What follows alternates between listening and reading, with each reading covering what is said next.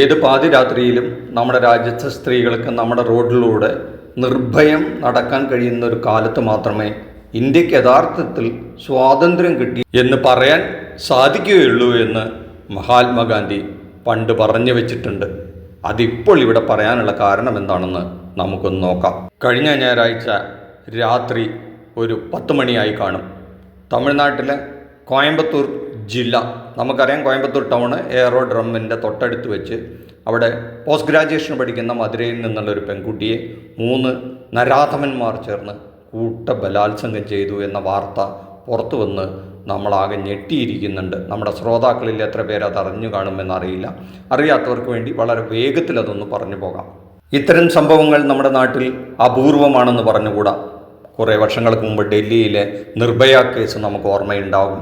അതുപോലെ അതിന് സമാനമായ രീതിയിൽ രാത്രി ഒരു 9:30-10 മണിക്ക് തൻ്റെ ബോയ് ഫ്രണ്ടിനോട് കൂടി അവിടെ പോസ്റ്റ് ഗ്രാജുവേഷൻ പഠിക്കുന്ന മധുരയിൽ നിന്നുള്ളൊരു പെൺകുട്ടി കാറിൽ അങ്ങനെ ആ എയറോഡ്രമ്മിനോട് തൊട്ടടുത്ത് കിടക്കുന്ന ഒരു റൂട്ടിൽ സംസാരിച്ചിട്ടുണ്ടെങ്കിൽ അവിടെ വിജനമാണ്. പൊതുവെ നമുക്കറിയാലോ, തമിഴ്നാടിൻ്റെയൊക്കെ ഭാഗങ്ങൾ നമ്മുടെ കേരളത്തിലേതുപോലെയല്ല, കുറേ ഒഴിഞ്ഞ പ്രദേശമായിരിക്കും.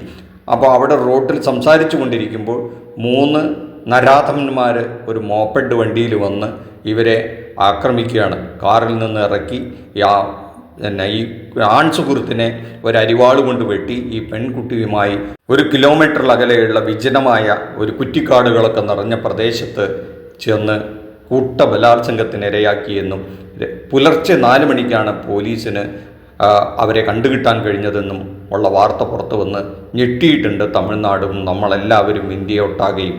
പരിക്ക് പറ്റിയ ആ ആൺ സുഹൃത്ത് ഉടനെ പോലീസിൽ ബന്ധപ്പെടുകയും പോലീസുകാർ വന്ന് ഒരു 7 ടീമിനെ ഉടൻ തന്നെ പോലീസ് വളരെ ജാഗ്രതയോടുകൂടെ വളരെ പെട്ടെന്ന് തന്നെ 7 സംഘങ്ങളായി തിരിഞ്ഞ് 100ഓളം പോലീസുകാരടങ്ങുന്ന സംഘം ആ പ്രദേശമാകെ, കാരണം അവിടെ കുറ്റിക്കാടുകൾ നിറഞ്ഞതാണ്, എല്ലായിടത്തും തിരഞ്ഞ് പുലർച്ചെ 4 മണിക്കാണ് ഏതോ ഒരു ഒഴിഞ്ഞ കുറ്റിക്കാടിനോട് ചേർന്ന ഒരു മതിലിൻ്റെ പുറത്ത് അവശയായി കിടക്കുന്ന ഈ പെൺകുട്ടിയെ കണ്ടെത്തുകയും പിന്നീട് അവരെ അവിടുത്തെ ഒരു സ്വകാര്യ ആശുപത്രിയിൽ പ്രവേശിപ്പിച്ചു. ഈ 2 പേരെയും, ഈ ആൺ സുഹൃത്തിനെ വെട്ടിപ്പരിക്കേൽപ്പിച്ചുകൊണ്ടെല്ലാം ആശുപത്രി കഴിയുകയാണ്.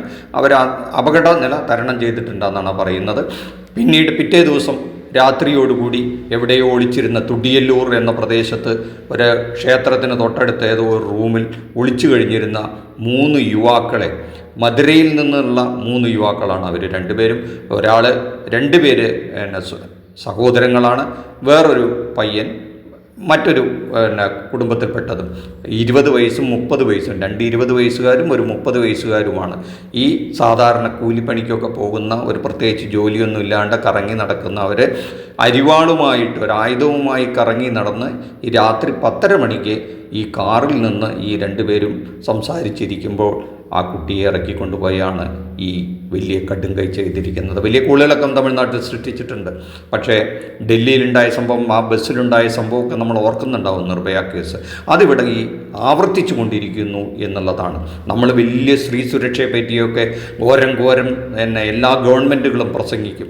നമ്മുടെ നാടായാലും ശരി, മറ്റൊരു സംസ്ഥാനത്തായാലും നമ്മുടെ രാജ്യത്തായാലും രാഷ്ട്രീയക്കാർ വലിയ തോതിലുള്ള പ്രഖ്യാപനങ്ങളൊക്കെ നടത്തുമെങ്കിലും ഈ കഥയും ചരിത്രവും ആവർത്തിച്ചു കൊണ്ടിരിക്കുന്നു എന്നുള്ളൊരു സങ്കടമുണ്ട്. പക്ഷെ നമ്മളിവിടെ പറയാൻ ഉദ്ദേശിക്കുന്ന മറ്റൊരു കാര്യം പറയാനാണ് നമ്മളിവിടെ ഉദ്ദേശിക്കുന്നത്. അത് പറയുന്നതിന് മുമ്പ് സ്പേസ് മലയാളം ഒന്ന് സബ്സ്ക്രൈബ് ചെയ്തോളൂ. ഇത്തരം വിഷയങ്ങൾ, നമ്മുടെ നാട്ടിലെ പ്രധാനപ്പെട്ട ചില സംഭവങ്ങളെ വിശകലനം ചെയ്തുകൊണ്ട് നിർഭയമായി നിഷ്പക്ഷമായി പക്ഷം ചേരാതെ നമ്മുടെ ശ്രോതാക്കൾക്ക് വേണ്ടി വളരെ ചുരുങ്ങിയ സമയം കൊണ്ട് നിങ്ങളുടെ മുന്നിലെത്തിക്കുന്നു. അതിനായിട്ട് സ്പേസ് പാനൽ സബ്സ്ക്രൈബ് ചെയ്യാൻ അപേക്ഷിക്കുന്നു. നോക്കൂ, നമ്മളെ ഭയപ്പെടുത്തുന്ന കാര്യം, ഈ പെൺകുട്ടി ആക്രമിക്കപ്പെട്ടു എന്നുള്ളത് ഒരു വിഷയമായിരിക്കുമ്പോഴും അതിൻ്റെ മറുവശം എന്താണെന്ന് വെച്ച് കഴിഞ്ഞാൽ, ഈ വാർത്ത റിപ്പോർട്ട് ചെയ്ത ചാനലുകൾക്ക് അല്ലെങ്കിൽ അതിൻ്റെ താഴെ സോഷ്യൽ മീഡിയയ്ക്ക് താഴെയെല്ലാം ഈ ഒരു വിഭാഗം ആൾക്കാർ ഈ കുട്ടിയെയും ആ പുരുഷനെയും ആ ചെറുപ്പക്കാരനെയും ചോദ്യം ചെയ്യുന്ന കാഴ്ചയാണ് കാണുന്നത്. എന്തിനാണ് ആ കുട്ടി രാത്രി 10:30 മണിക്ക് പുറത്തിറങ്ങിയത്, എന്തിനാണ് ആ പയ്യൻ്റെ കൂടെ ഈ സ്ത്രീ പോയിരിക്കുന്നത് പറഞ്ഞ് ചോദ്യം ചെയ്യുന്ന, അല്ലെങ്കിൽ ഒരു പ്രത്യേക തരത്തിലുള്ള ഒരു സോഷ്യൽ പോലീസിങ്ങിൻ്റെ ആക്രമണമാണ് മീഡിയയിലെ അറ്റാക്കാണ് കാണുന്നത് എന്ന്. നമ്മുടെ രാജ്യത്ത് രാത്രിയും പകലും വ്യത്യാസമൊന്നുമില്ലാതെ നമ്മുടെ വർക്കിംഗ് കൾച്ചറാകെ മാറിക്കഴിഞ്ഞാൽ IT മേഖലയായാലും മറ്റെന്ത് മേഖലയായാലും രാത്രിയോ പകലെന്നോ വ്യത്യാസമില്ലാതെ സ്ത്രീയെന്നോ പുരുഷനോ വ്യത്യാസമില്ലാതെ എല്ലാവരും ജോലി ചെയ്യുന്നതാണ്. നമുക്കറിയാം, പോലീസായാലും ആസ്പത്രി ജീവനക്കാരായാലും മിലിറ്ററി ആയാലും ഒക്കെ അവർക്ക് രാത്രിയും പകലൊന്നുമില്ല. അവരേത് സമയത്തും ജോലിക്ക് പോയിക്കൊണ്ടിരിക്കും. രാത്രി 10-11 മണി വരെ വലിയ ഷോപ്പിംഗ് മാളുകളിലൊക്കെ കട തുറന്നു വെച്ച് അത് കഴിഞ്ഞാണ് പലരും വീട്ടിലേക്ക് വരുന്നത്. അപ്പോൾ ആ വഴികളിലെല്ലാം സ്ത്രീകൾക്ക് സുരക്ഷിതത്വമില്ലെങ്കിൽ നമ്മുടെ നാട് എങ്ങോട്ടാണ് പോകുന്നത്? ഈ അടുത്ത കാലത്താണ് വിദേശത്ത് ജോലി ചെയ്യുന്ന ഒരു യുവതിയെ ആയിട്ട് സംസാരിക്കാനിട വന്നത്. അവർ പറഞ്ഞത് രാത്രിയൊക്കെ എമർജൻസി കോൾ വരും.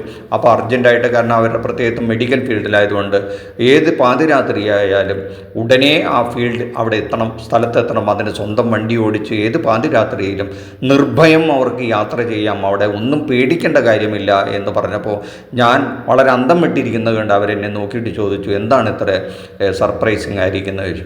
ഇല്ല, നമ്മുടെ നാട്ടിൽ ഇത് നടക്കില്ലല്ലോ, നമ്മുടെ നാട്ടിൽ അത് പ്രായോഗികമല്ലല്ലോ, അങ്ങനെ ചിന്തിക്കാൻ പോലും പറ്റുന്നില്ലല്ലോ എന്ന് ഞാൻ പറഞ്ഞപ്പോൾ അവർ പറഞ്ഞു, അത് തന്നെയാണ് നമ്മുടെ നാടിൻ്റെ കുഴപ്പവും.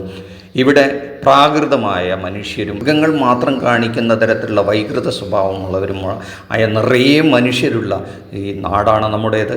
അതിന് ഒരു മാറ്റവും ഇന്നും വന്നിട്ടില്ല എന്നുള്ളതിൻ്റെ അവസാനത്തെ ഉദാഹരണമാണ് ഇപ്പോൾ നമ്മൾ കോയമ്പത്തൂർ കണ്ടത്.